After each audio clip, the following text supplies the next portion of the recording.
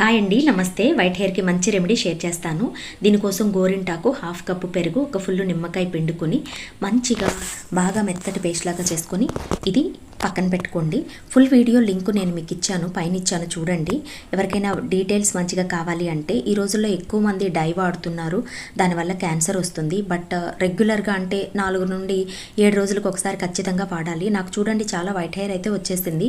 అదే మనం ఈ రెమెడీ వాడితే ఏంటంటే మనకి నెల రోజుల వరకు ఎటువంటి డైలు ఏది పెట్టాల్సిన అవసరం లేదు. చుండ్రు ఉంటే తగ్గుముఖం పడుతుంది, జుట్టు ఊడుతుంటే తగ్గి హెయిర్ షైనీగా సిల్కీగా కూడా తయారవుతుంది, గ్రోత్ బాగుంటుంది. సో ఇన్ని మంచి బెనిఫిట్స్ ఉన్నాయి కాబట్టి ఇది వాడడం ఎంతకైనా మనకి అవసరం అన్నమాట.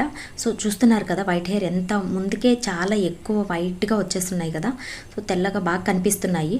ఇప్పుడు చూడండి చేశాక ఇందాక ఫ్రంట్ క్యాంప్ పెట్టానండి, ఇప్పుడు నార్మల్ది పెట్టి చూపిస్తున్నాను. ఇదనమాట ఫుల్ వీడియో లింక్ ఉంది చూడండి.